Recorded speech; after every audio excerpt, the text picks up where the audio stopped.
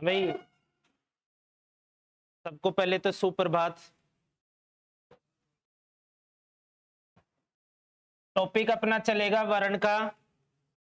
हिंदी की आज शुरुआत है तो पहली क्लास से ही आपको बहुत कुछ सिखाया जाएगा। हर चीज को ध्यान में रखते हुए हमें आगे इस टॉपिक को बढ़ाना है। तो मैंने बताया था आपको वर्ण वर्ण और वर्ण तीनों का उच्चारण एक जैसा हो रहा है, परंतु तीनों का अर्थ अलग अलग है। वर्ण मीन्स अक्षर, वर्ण मीन्स लाल रंग, और जिसको हमें रक्त भी बोलते हैं। क्या बोलते हैं? रक्त। एक रंग है जो लाल है। और वर्ण मीन्स होता है स्वीकार करना। इस प्रकार से इस टॉपिक को आगे बढ़ाते हैं हम सम्मानोच्चारित होने वाले बिनार्थक शब्दों के जरिए। अब हमें जो टॉपिक पढ़ना है वो वर्ण है। मैंने आपको बताया कि वर्णों से शब्द बनते हैं और शब्द से वाक्य बनते हैं और वाक्य से भाषा बनती है। तो इस प्रकार से इस टॉपिक का क्रम चलेगा अपना। भाषा की सबसे छोटी इकाई, अगर कभी भी पूछे सबसे छोटी इकाई तो बराबर क्या? वर्ण होता है। क्लियर है? और अगर इसका दूसरा क्वेश्चन पुट करेंगे तो लिखित इकाई का नाम, सबसे छोटी लिखित इकाई, तो बराबर अपना उत्तर वर्ण ही होगा। फिर मैंने बताया था भाषा की सार्थक इकाई, अगर कभी भी पूछे तो आपको प्रश्न करना है और उत्तर देना है। कौन सा? शब्द का। फिर अगर एक और इकाई होती है, यहां ध्वनि से मतलब वर्ण से पहले एक इकाई का नाम है ध्वनि, परंतु ये भाषा की कौन सी इकाई है? मौखिक इकाई। कल यहां तक हमने थोड़ा बहुत आपको बता दिया था। आज क्वेश्चंस पुट करेंगे तो लिखो पहला क्वेश्चन, भाषा की मौखिक इकाई का नाम। भाषा की मौखिक इकाई का नाम बराबर आंसर क्या? ध्वनि।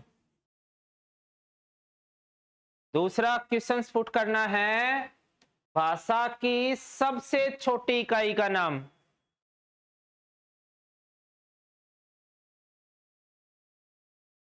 भाषा की सबसे छोटी इकाई का नाम, आंसर देना है वर्ण। तीसरा क्वेश्चन यही पुट करना है, सबसे छोटी लिखित इकाई का नाम। सबसे छोटी लिखित इकाई का नाम, तो आंसर देना है वर्ण। चौथा क्वेश्चन बनता है सार्थक इकाई का नाम। भाषा की सार्थक इकाई का नाम, तो अपना उत्तर बनता है आंसर शब्द का। तो ये 4-5 क्वेश्चंस होते हैं और ये क्वेश्चन से कई एग्जामों में पूछे भी गए। तो इसी के अकॉर्डिंग अपने को बढ़ना है। सबसे पहले इनका इनका अर्थ, ये उच्चारण तो इनका एक जैसा हो रहा है परंतु अर्थ इनका अलग अलग है, तो इनको बोलते हैं श्रुति भिन्नार्थक शब्द।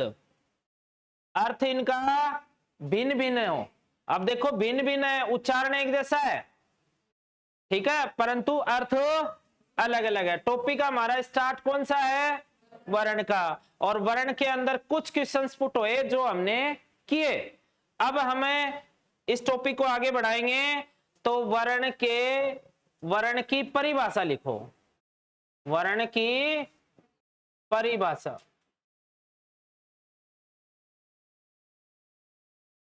तो हमने थर्ड क्लास में भी पढ़ा था, जब व्याकरण स्टार्ट किया था ना, तो उसमें सबसे पहली परिभाषा तो पढ़ी थी कौन सी? व्याकरण की, जो मैंने आपको कल भी बताई थी। भाई जिस विधा से हम शुद्ध बोलना पढ़ना और लिखना सीखते हैं उसे क्या कहते हैं? व्याकरण शब्दों का क्या है? अनुशासन, शब्दों का अनुशासन है।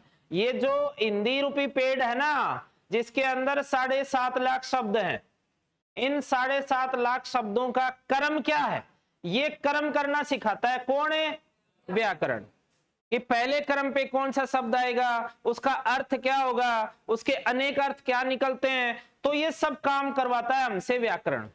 क्योंकि व्याकरण होता ही है वी आ, 2 उपसर्गों से बना, क्री धातु से बना और ल्युट परते से बना, जिसका अन शेष रहता है, क्री का कर शेष रहता है, और इन दोनों को अगर आपस में मिलाते हैं तो बनता है व्या।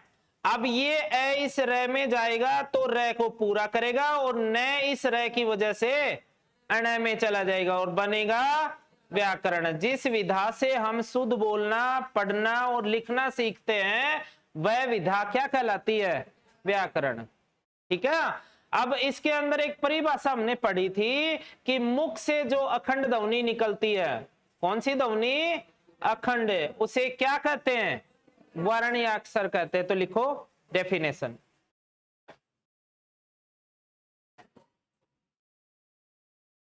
लिखो मुख से जो अखंड ध्वनि निकलती है उसे वर्ण या अक्षर कहा जाता है।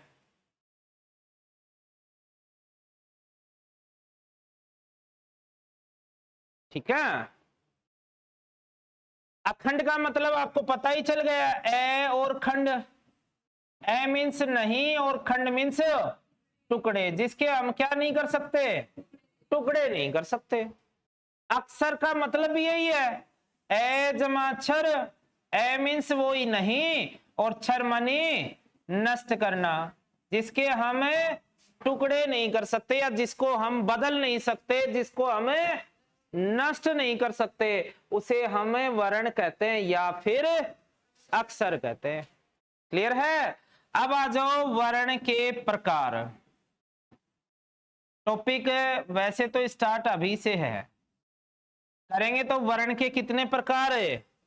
2, एक स्वर तो दूसरा व्यंजन। बहुत कुछ सीखेंगे इनके अंदर, कम से कम 4-5 दिनों का टॉपिक है ये।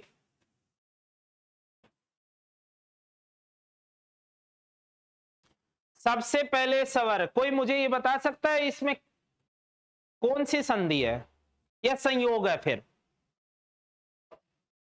संधि का नाम यण, इसमें इसमें भी यण है। तो देखो स्वर एक स्वतंत्र इकाई का नाम है। स्वतंत्र इकाई क्या है? स्वर है। स्वर बिना किसी सहायता से, बिना किसी सहायता से सीधे बोले जाते हैं। ठीक है। और मुख से बिना रुके सीधे निकलते हैं, तो उसे क्या कहते हैं? स्वर कहते हैं। तो लिखो परिभाषा। स्वर एक स्वतंत्र इकाई है।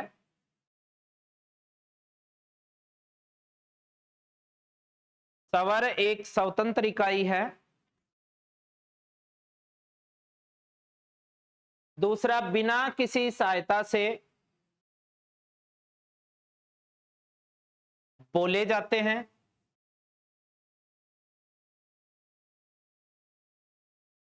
तीसरा, मुख से बिना रुके, बिना रुके सीधे निकलते हैं।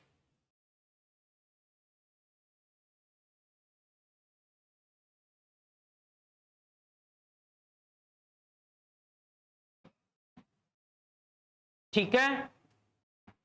स्वर 11 ही होते हैं। स्वर कितने होते हैं? 11 ही एक जोर देने वाला अव्यय है जिसको बोलते हैं निपातवाची अव्यय। कि इस चीज इस पे मैंने जोर दिया है कि स्वर 11 ही होते हैं। जैसे मैं आपको कहूं आप ही जयपुर जाएंगे तो मैंने अन्य को छोड़ दिया है। तो स्वर कई पुस्तकों में 10 मिलते हैं, कई पुस्तकों में 13 मिलते हैं। हमें हिंदी में स्वरों की संख्या मात्र 11 माननी है। क्लियर है? अब आ जाओ, स्वर 11 ही होते हैं तो स्वर लिखो कौन कौन से होते हैं। ए आ ई उ ऊ ए आई ओ औ। एक छूट गया है, बताओ दिया कौन सा छूटा है? रे रे से। तो यहां हमें री करेंगे तो लिखो स्वर 11 ही होते हैं।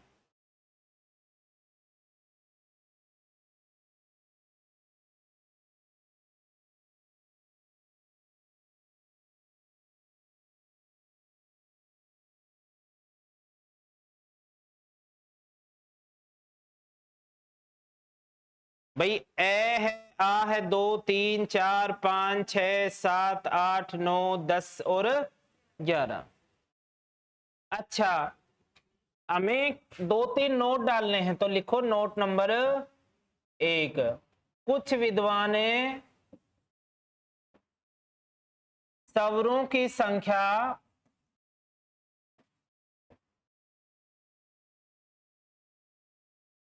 दस मानते हैं।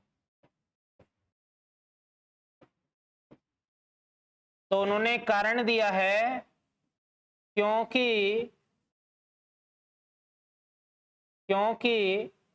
री का विकृत मीन्स होता है परिवर्तित रूप री आने के कारण। जैसे उदाहरण भी दिया है रिधि और रिधि। इसको रिधि, उसको रिधि। इसका विकृत रूप ये आने के कारण स्वरों की संख्या 10 मानिए। फिर कुछ विद्वानों ने जो अंग्रेजी का ग्रहित, कौन सा ग्रहित या आगत स्वर को स्वरों में या स्वरों की संख्या में क्या किया है? जोड़ा है। ठीक है, तो 10 + 1 बराबर है 11। ये भी लॉजिक दिया है तो ये भी नोट करेंगे। दूसरा नोट ये है कि जो अंग्रेजी का ग्रहित या आगत स्वर है उसको स्वरों की संख्या में जोड़ा है। 10 माना ना, उन्होंने कुछ, उनमें से भी कुछ विद्वानों ने एक को और बढ़ा दिया है तो टोटल फिर से क्या हो गए? 11। देखो सबसे पहले मैं मानता हूं कि स्वरों की संख्या 11 ही होती है जो मैंने आपको लिखवाई, 1 2 3 4 5 6 7 इस प्रकार से ये है स्वर। तो परंतु कुछ विद्वानों ने क्या किया है कि ये री है ना, ऋषि वाली, इसका दूसरा परिवर्तित रूप ये री आ गया है, ऐसा उन्होंने बताया है। तो इस वजह से उन्होंने एक उदाहरण भी दिया कि देखो कि रिधि और रिधि बिल्कुल हम इस तरह से इसका उच्चारण करते हैं और लिखते भी हैं। फिर स्वर हो गए कितने? 10। अब 10 तो ये हो गए और इनमें से जो मानने वाले, मान लो यहां 20 है, 20 में से 5 फिर इसको भी माना है कि जो अंग्रेजी का गृहीत या आगत स्वर है उसको जोड़ लो 10 के साथ, तो फिर स्वर कितने कर दो? 11। किसको मत मानो? री को मत मानो। ऐसा उन्होंने लॉजिक दिया है। अब आ जाओ अगला,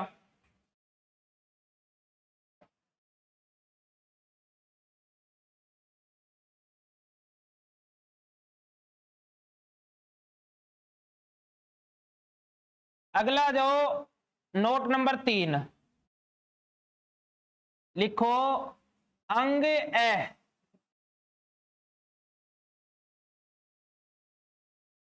दोनों क्या है, कोई बताएगा? इन्हें बोलते हैं अयोग व स्वर। अयोग व स्वर को जोड़ने से स्वरों की संख्या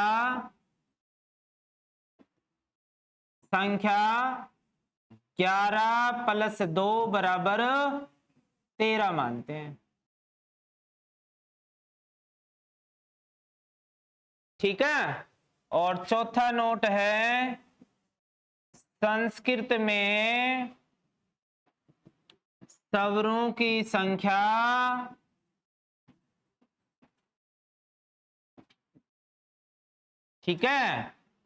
'बड़ी री प्लस या कोमा री प्लस 11 बराबर 13 बताइए भाई। ये भी नोट कर लें कि संस्कृत के विद्वानों ने स्वरों की संख्या 11 तो है ही, जो पूर्व बताई थी। देखो 11 जो है यही मानना है आपको। उ री, ए ऐ ओ और औ, ये 11 ये ही मानने हैं। इसमें 2 कौन से जोड़ेंगे, ये जोड़ देंगे। तो अंग ए, अगर 13 बताई तो उन्होंने इनको जोड़ा है, फिर हिंदी में, फिर संस्कृत में बताई तो इनको हटा करके, और बड़ी री और री को दोनों को जोड़ने से फिर इनकी संख्या 13 हो गई है। मेरी बात समझ रहे हो? बस इसी प्रकार से इस टॉपिक को आगे बढ़ाना अपने को। अब अपने पास स्वर तो 11 ही होते हैं। अगर आपसे कभी प्रश्न करें, ये इस तरह से प्रश्न करेंगे, स्वरों की कुल संख्या है या है, बताओ दिखा, है या है? कौन सा करें? वेरी गुड, कौन सा करें? नीचे वाला। क्योंकि अब इसमें ए, बे, से और द, ये 4 ऑप्शन मिलेंगे। एक में 11 आ जाएगी, एक में 13 आ जाएगी, एक में 10 आ जाएगी, एक में आ जाएंगे, इनमें से कोई नहीं। तो आपको क्या करना है? 11 ही करनी है।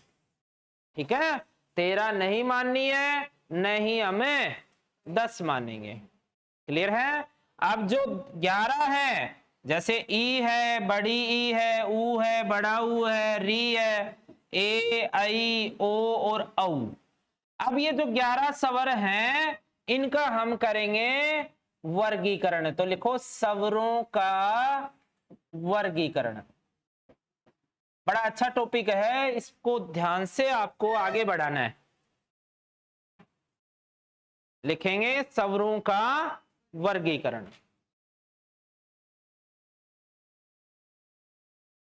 तो स्वरों का वर्गीकरण हम करेंगे तो इनको 11 को बांटना है। तो यहां स्वरों का वर्गीकरण आपने लिखा होगा, और लिखने के बाद इसको 4 प्रकार से बांटना है, 1 2 3 और 4। सबसे पहले आपको याद रखने हैं लघु स्वर,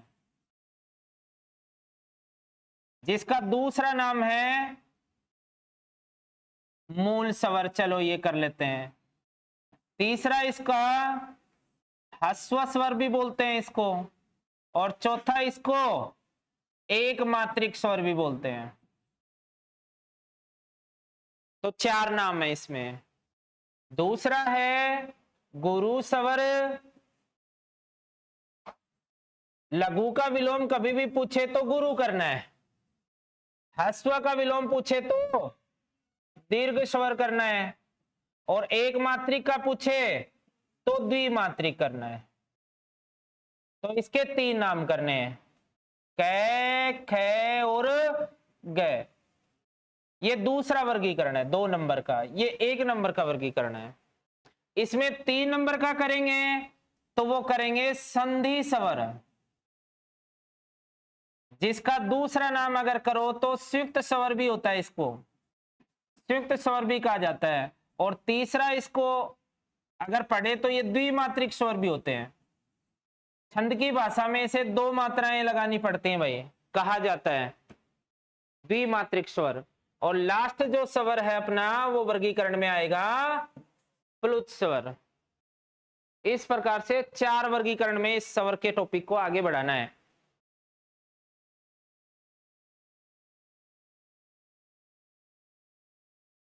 सबसे पहला हम कौन सा पढ़ेंगे? लघु स्वर। मूल, मूल का मतलब होता है जड़। मैंने आपको बताया था ना, हिंदी रूपी जो पेड़ है और इस पेड़ के ऊपर 7.5 लाख टहनियां है, अर्थात 7.5 लाख शब्द हैं इस पे। और इन 7.5 लाख शब्दों के जो मूल जड़ स्वर हैं वे हैं 4। मूल मीन्स जड़। आपसे कभी भी पूछे कि मूल स्वरों की संख्या कितनी होती है तो 4 ही करनी है, 11 नहीं करनी है। मूल तो 4 ही होते हैं, एक ए, एक ई, एक ऊ और एक री। इनको हम मूल स्वर कहेंगे।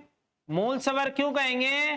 कि ये जो जड़ है इस पेड़ की, तो एक जड़ ए है हिंदी रूपी पेड़ की, एक ई है, एक ऊ है, तो एक री। इन 4 से ही हिंदी के बहुत से शब्दों का निर्माण होता है। देखो, परिवार में जड़ कौन है? पिता है, उनसे ही तो हमारा निर्माण हुआ है। तो ऐसे ही इन 4 अक्षरों से ही इस हिंदी रूपी पेड़ के शब्दों का निर्माण हुआ है। अब देखेंगे ए, ई, ऊ और ई। देखो एक बार मैं आपको 2-4 उदाहरण बताता हूं। ए, ई जब दोनों मिलते हैं तो ए बनता है, और अगर ए प्लस ऊ दोनों मिलते हैं तो ओ बनता है।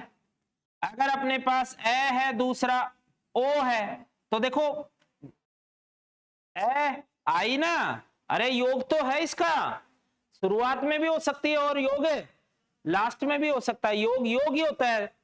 तो इनको जोड़ने से आउ बनता है।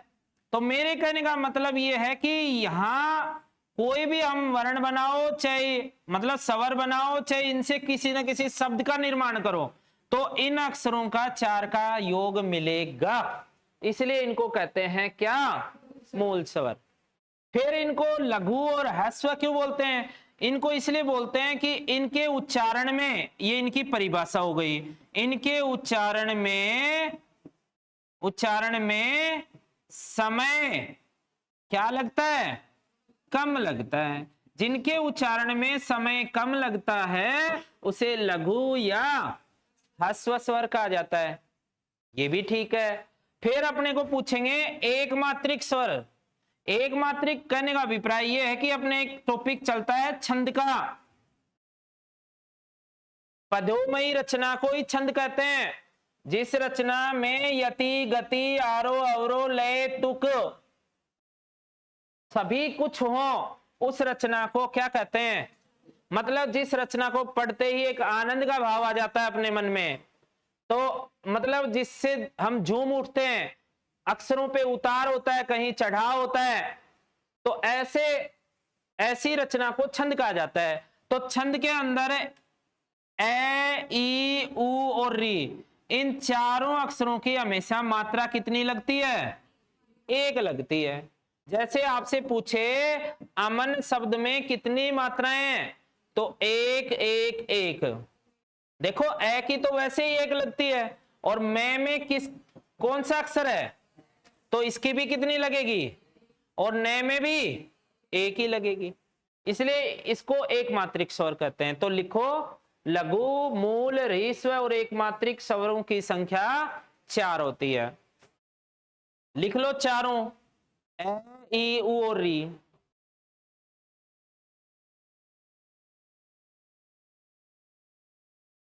फिर आप इसकी डेफिनेशन लिखो। जिनके उच्चारण में समय कम लगता हो, जिनके उच्चारण में समय कम लगता हो।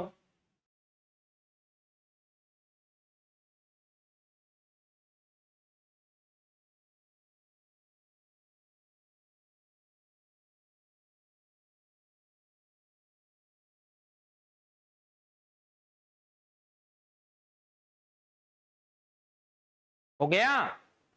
कहीं कोई दिक्कत आएगी तो पूछ लेना। अब आ जाओ कौन से स्वर, गुरु, दीर्घ या द्विमात्रिक स्वर। हालांकि कई पुस्तकों में इनकी संख्या 7 होती है, पर जब डेफिनेशन पढ़ेंगे तो हम खुद ही इनकी संख्या 7 की बजाय कितनी कर देंगे, 3 कर देंगे, क्योंकि डेफिनेशन इनकी ये फॉलो करती है कि जो समान स्वरों के मेल से, कौन से, समान स्वरों के मेल से बनने वाले स्वर कौन से स्वर कहलाते हैं, दीर्घ या गुरु स्वर कहते हैं। ठीक है, वो कौन कौन से हैं, 3 है, आ, बड़ी ई और बड़ा ऊ। ये देखो एक जैसे अक्षरों के योग से बनते हैं। आ की उत्पत्ति देखे तो ए और ऐसे होती है, ए प्लस आ से होती है, आ प्लस ऐसे होती है, और जब दोनों आ मिलते हैं तब भी हमेशा आ ही बनता है। तो ये कहलाते हैं समान स्वर। ठीक है, और इनके योग से अगर कोई स्वर बनता है तो उन्हें कहते हैं गुरु स्वर। ठीक है, आप देखो बिल्कुल हमें इनका उदाहरण दें तो राम जमा अवतार है, राम में किसकी ध्वनि, ए की, और अवतार में ए। जब कितने ए, तो मैंने कहा ना ए और ए दोनों मिलते हैं तो यहां हम आ बना देंगे। अब यहां से मैं में से भी ए निकाल लेंगे और अवतार में से भी ए निकाल लेंगे।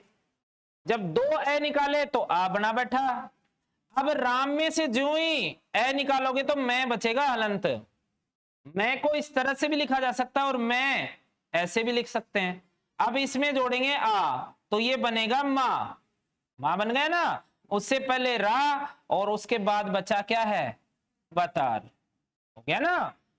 तो ए प्लस ए। अब देखो एक जैसे स्वरों के योग से बने, फिर इसको द्विमात्रिक क्यों कहते हैं, द्विमात्रिक इसलिए कहते हैं अगर अपने को ये पूछे आदमी शब्द में कितनी मात्राएं हैं तो आ की कितनी, 2, जिसको एस से लिखा जाता है छंद की भाषा में, और द ऐसे बना है इसमें 1, इसको आई से लिखा जाता है छंद की भाषा में, और मी बड़ी है या छोटी तो इसमें भी 2, तो इसको भी एस से लिखेंगे। तो टोटल करेंगे 2 3 4 5, आदमी में कितनी मात्राएं हैं, 5 हैं।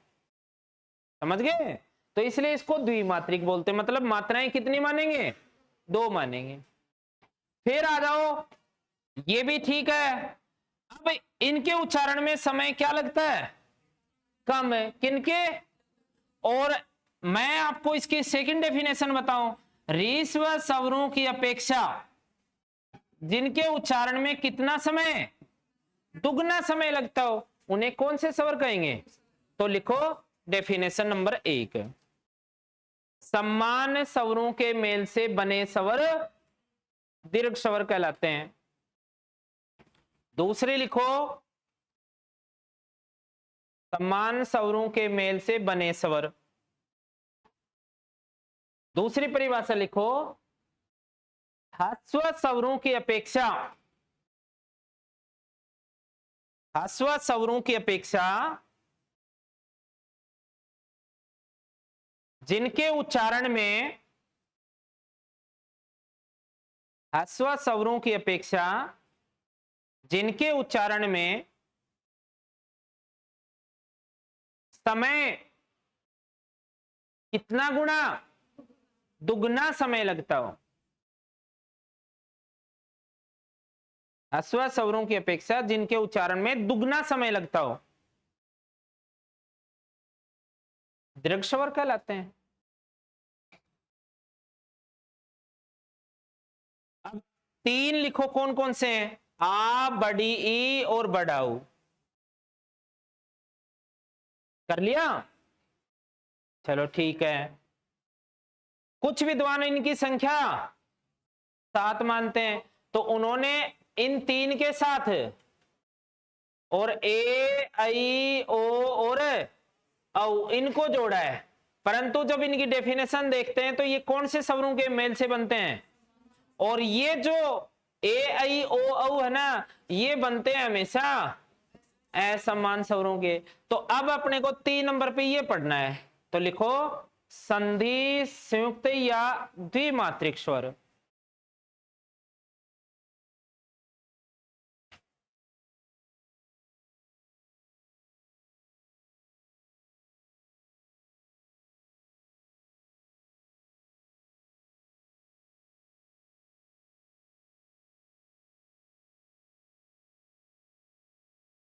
संधि संयुक्त या द्विमात्रिक स्वर। अब देखो मैं आपको बताता हूं, संधि स्वर, संधि स्वर, मान लो पहले राजा या 2 भाई जब आपस में लड़ते हैं और लड़ने के बाद उनमें क्या होती थी, संधि। आपसे मैं पूछूं, एक ताशकंद समझौता हुआ, किस किस के बीच हुआ, भारत और पाकिस्तान। कब हुआ, 1966 में, यही बता रहे हो आप। अच्छा, 1965 में एक लड़ाई हुई थी, किस किस की, भारत चीन की, पाकिस्तान की, कंफर्म, भारत पाकिस्तान की। उस वक्त भारत का प्रधानमंत्री लाल बहादुर शास्त्री जी थे, और 1966 में वो ताशकंद समझौता करने के लिए चले गए। होटल में जहां मीटिंग फिक्स थी वहां समझौते पे हस्ताक्षर हो गए। तो समझौता जो भी होता है वो होता है क्या, सशर्त होता है। तो मैं ये कह रहा था कि संधि, जब लड़ाई होती है तो संधि का प्रस्ताव तो होता ही है। तो संधि कौन करता है, कि तो हम देखते हैं जो कमजोर वर्ग होता है ना, चाहे वो कमजोर राजा ले लो, चाहे कमजोर देश ले लो, और चाहे कमजोर भाई ले लो, वो किससे संधि करेगा, जो ताकतवर क्या हो, वर्ग मतलब राजा हो या ताकतवर देश हो, उससे संधि इसलिए करेगा क्योंकि पंगा नहीं लेगा। क्यों नहीं लेगा, मुंह की खानी पड़ेगी। तो संधि होती है हमेशा 2 असमान व्यक्तियों में, 2 असमान ताकतवर देशों में होती कि नहीं होती। अब यहां संधि होगी 2 असमान स्वरों में, स्वरों में 2 असमान स्वरों में जो मेल होता है उस मेल को ही संधि स्वर कहा जाता है। तो लिखो डेफिनेशन, 2 असमान स्वरों के योग से बने स्वर,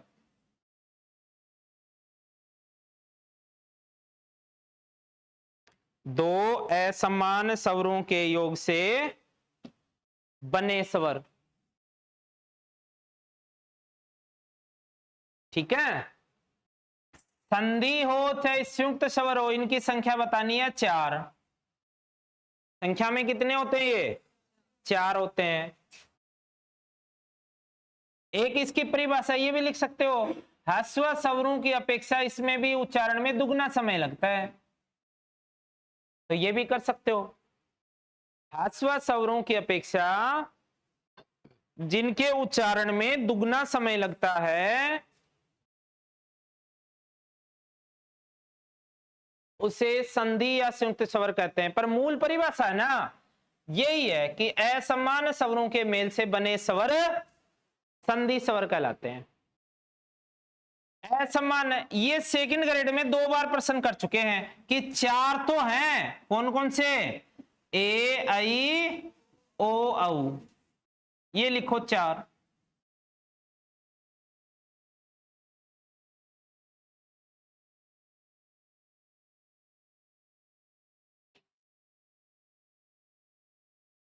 ए आई ओ औ, ये सेकंड ग्रेड में 2 बार कर चुके हैं। आई की उत्पत्ति निम्न में किन वर्णों से होती है। हो सकता है अब की बार आई ना पूछ के ए पूछ ले, ओ पूछ ले या औ पूछ ले, तो हमें तो ये चारों ही देखने हैं। अब आपसे प्रश्न करें, मान लो ए की उत्पत्ति, तो दोनों अक्षर होंगे ना वो अलग अलग होंगे। अब आपसे पूछे ए की उत्पत्ति होती है, ये क्वेश्चंस पुट कर ले मान लो, तो आपको विकल्प देंगे कै, खे, ग और घ। ठीक है, तो आपको पहला विकल्प दिया ए और ई का, दूसरा विकल्प दिया ए प्लस बड़ी ई का, तीसरा विकल्प दिया आ प्लस छोटी ई का, चौथा विकल्प दिया आ प्लस बड़ी ई का, और पांचवा विकल्प जो अंगय वाला है उसमें दे दिया ये सभी का। तो हमें क्या करना है, ये सभी, इन चारों स्थितियों में हमेशा बनता ही क्या है, ए बनता है। ठीक है, कोई ये सोचे नहीं, बताओ एक बार, तो ए की मात्राएं कितनी लगती हैं, एक लगती है। देखते हैं पहली स्थिति, पहली स्थिति अपने पास है नर जमा इंद्र। नर में किसकी ध्वनि, ए के बाद क्या है, यहां से ई है और यहां से ए, जो ही आपने ए और ई दोनों के योग से क्या बनाया, तो यहां रे पे एक फर्क पड़ गया, रे बच गया आधा, उससे पहले उसके बाद आधा न और द्र, जब आपस में इनको ऐड करेंगे ना, जोड़ेंगे, तो ए रे में चला जाएगा तो ये रे हो जाएगा, रे में चला जाएगा तो ये रे हो जाएगा, तो क्या बना, नरेंद्र बना। चलो ये स्थिति समझो तो ये कर लो, जैसे अपने पास आ गया नर प्लस ईस से क्या बनता है, नर में किसके ध्वनि और ईस में दोनों जोड़ेंगे तो ए बनते ही क्या हो जाएगा, नरेश हो जाएगा, बन रहा है। उसके बाद चाहिए देख लो महा प्लस इंद्र, दोनों को जोड़ेंगे तो महेंद्र हो जाएगा, और ये करें तो महा प्लस ईस, अब महा में आ है, आ के बाद ई है, दोनों मिलाएंगे तो सर ने बताया ए बनता है, ए बनता है, यहां से आ निकाल लेंगे, यहां से ई निकाल देंगे, दोनों का ए बनाएंगे, आ निकालते ही ये है आधा हो गया, ए जुड़ते ही फिर पूरा हो गया, और ये स तो क्या बना, महेश। तो ये देखो दोनों अलग अलग अक्षर है ना, एक ए है तो दूसरा, यहां देखो दोनों अलग अलग है, कोई सी भी स्थिति देख लो चार में से, सब असमान अक्षर है, और असमान अक्षरों के मेल से जो बनते हैं उन्हें संधि स्वर कहते हैं। तो लिखो ए की उत्पत्ति, ये सेम का सेम क्या कर लो आप उतार लो।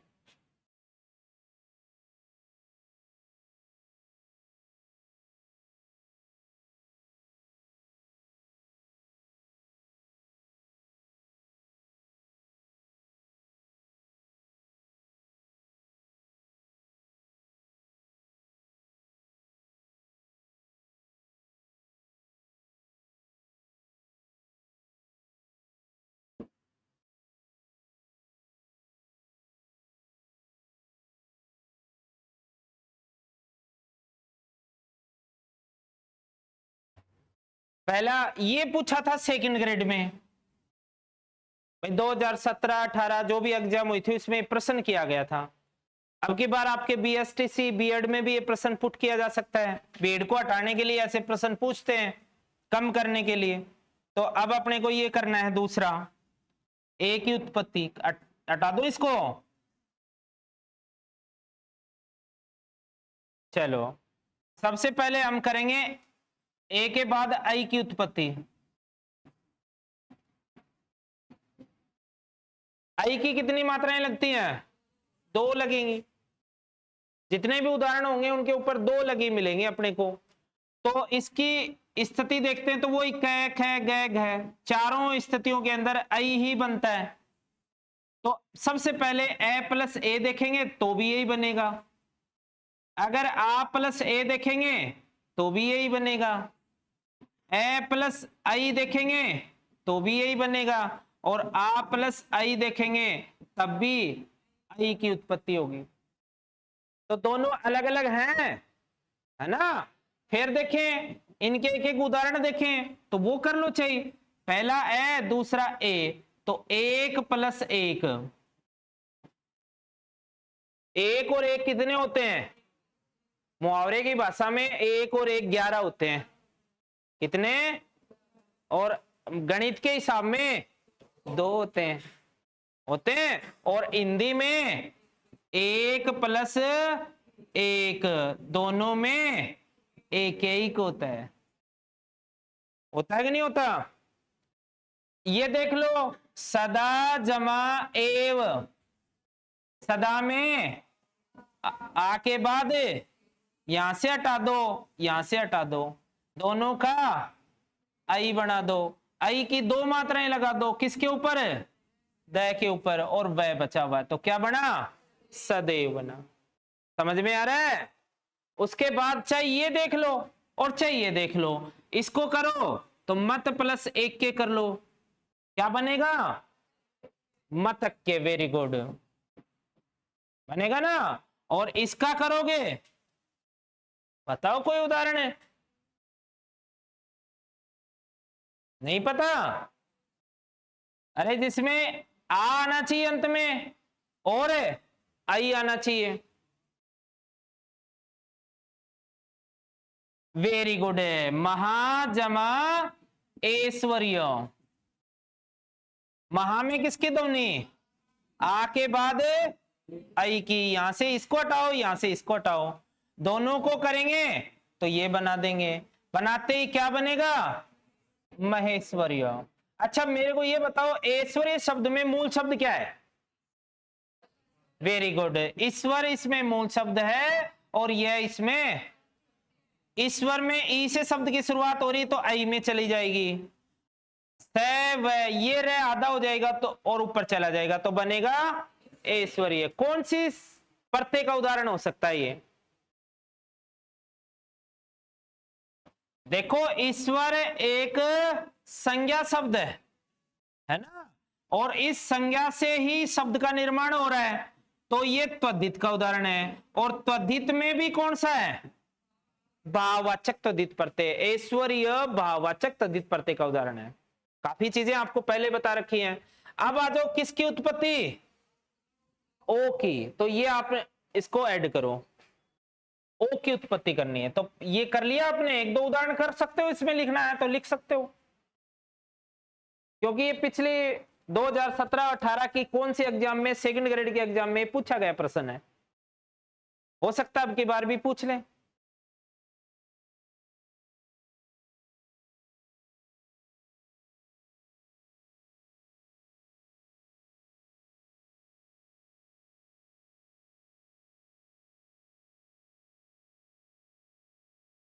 आराम से इसको तसल्ली वक्त से आपको पढ़ना है, जो चीज न समझ में आए मुझसे पूछना है।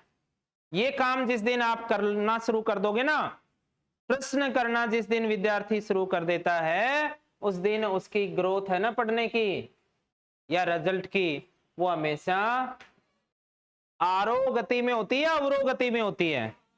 आरोह गति में होती है, ऊपर ही बढ़ती है। अब आ जाओ ओ की उत्पत्ति, ओ की उत्पत्ति हो सकता है ये पूछ ले अब की बार, तो आप इसमें करेंगे 4 स्थितियां, ए प्लस उ, ए प्लस बड़ा उ, आ प्लस छोटा उ, और आ प्लस बड़ा उ। इन 4 स्थितियों में ओ बनता है। चाहे एक उदाहरण 2 उदाहरण मैं बता भी देता हूं। आपने कभी पढ़ा होगा पर जमा उपकार, तो क्या बनेगा? ओ ही बनेगा। दूसरा एक और देखते हैं, नीचे वाला देख लें, महा प्लस उर्मी, तो क्या बनेगा? महोर्मी। हो गया ले, बन रहा है।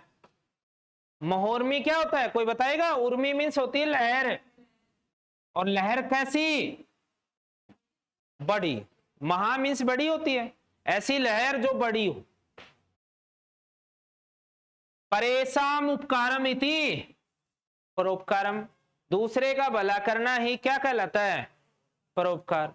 परोपकार के ऊपर तो कहा भी जाता है, नदियां परोपकार के लिए बहती हैं, पेड़ परोपकार के लिए फल देते हैं, और साधु या सज्जन लोग परोपकार के लिए ही जन्म लेते हैं। गायें भी परोपकार के लिए ही दूध देती हैं, खुद पीती हैं, पेड़ खुद फल खाते हैं? नहीं खाते हैं।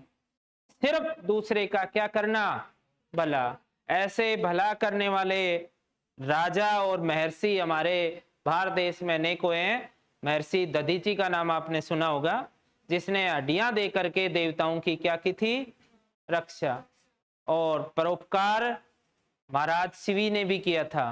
एक कबूतर की रक्षा करने के लिए अपने शरीर तक का क्या कर दिया था? मांस का, मतलब पूरा शरीर ही दान कर दिया था। अब आ जाओ, किसकी उत्पत्ति करेंगे? औ की उत्पत्ति कर लो। औ, इसमें एक डंडा और दो मात्राएं बनेंगी, तो इसमें ए प्लस ओ कर लो पहली स्थिति, तो दूसरी करो तो आ प्लस ओ कर लो, तीसरी करो तो ए प्लस औ कर लो, औ करना है, और चौथी करो तो आ प्लस औ करो। इन चारों स्थितियों में औ ही बनता है, ये ध्यान रखना है। अब चाहे कोई सा भी प्रश्न आए, चाहे हमसे ए की उत्पत्ति पूछ ले, चाहे ओ की पूछ ले, चाहे औ की पूछ ले, चाहे आई की पूछ ले, हमें घबराने की क्या नहीं है? जरूरत नहीं है। और ये हमने देख लिया है कि भाई बिल्कुल ही सारे के सारे जितने भी स्वर बने वो सारे के सारे असमान स्वरों के मेल से बने। ये बात भी सही है। फिर इसको द्विमात्रिक क्यों कहते हैं? वही छंद की भाषा में इसकी भी कितनी मात्राएं लगती हैं? दो ही लगती है। इसका भी एस, इसका भी एस, इसका भी एस, और नीचे वाले का भी एस ही लगता है, और एस का काउंट होती है 2। ठीक है, इस तरह से याद रखनी है। एक दो उदाहरण देखें तो एक दो उदाहरण कर लो। खूब आपने पढ़ा होगा परम प्लस ओज, पढ़ा? परम में किसकी ध्वनि? ए की। ओज मानी उत्साह। ओ, ए और ओ, ये देखो पहली स्थिति है, क्या बनेगा? औ, यहां औ कर देंगे, कर दिया। परम में से ए निकाल देंगे, यहां से ओ निकाल देंगे, जो ही निकालेंगे तो ये बनेगा परमोज। परम मीन्स होता है श्रेष्ठ, ओज मानी उत्साह, ऐसा उत्साह जो क्या हो? श्रेष्ठ हो। तो बताओ इसमें समास कौन सा हो सकता है? अरे उस उत्साह की विशेषता बताइए ना। और अगर विशेषता बताई जाती है तो बहुरी कर्मधारी है। कौन सा है? कर्मधारी है। उस लहर की विशेषता बताइए, कर्मधारी है। उस उपकार बताओ, दूसरे का उपकार, दूसरे का उपकार। ठीक है, पर मीन्स दूसरा होता है, उपकार मानी भला होता है। तत्पुरुष है कि नहीं है? संबंध है उससे, इस प्रकार से। तो ये थे कौन से स्वर? अब लास्ट अपना है प्लुत स्वर। लिखो,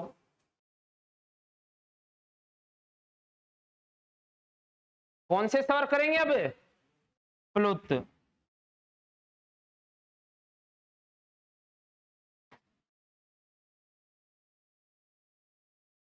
तो इसकी डेफिनेशन है, देखो आपको सबसे पहले बताया लघु स्वर। लघु स्वर के उच्चारण में समय क्या लगता है?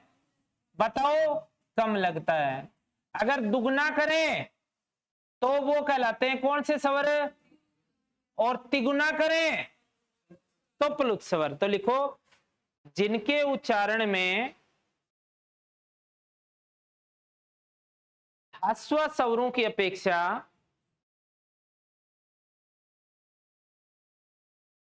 ह्रस्व स्वरों की अपेक्षा 3 गुना अधिक समय लगता हो या तिगुना समय लगता हो, उसे प्लुत स्वर कहा जाता है। और ऐसा कोई प्रश्न पूछे तो आप उसका कर लेंगे उत्तर। कौन सा? या आपने कभी ए, ई, उ और री, ये तो है अपने कौन से? लघु स्वर। और इसको 3 गुना, कभी आपने क्यूब तो पढ़ी होगी भाई, अपने मैथ की भाषा में इसे क्यूब बोलते हैं। तो ए की क्यूब अगर अपने को मिल जाए ना तो भी प्लुति करना है, समझ गए ना? ए की क्यूब बराबर प्लुत स्वर। या फिर अपने को मिलेगा एक ही, कौन सा? ओम मिलेगा। मेरी बात समझ रहे हो? ये था स्वर। स्वर होते ही कितने? 11। सिर्फ 11। 13 कब करने हैं? या तो हमें संस्कृत में करेंगे, बाकी हमें कभी नहीं करने हैं। संस्कृत में पूछेंगे तो ही 13 करेंगे, बाकी न 10 करेंगे और न 13 करेंगे। क्लियर है ना? बस अब जो टॉपिक है अपना अगला जो चलेगा वो है वर्णों के वर्गीकरण में ही दूसरा वर्गीकरण। कौन सा? व्यंजन। ठीक है, और इसके बारे में हम आपको कल बताएंगे। नीचे कर दो।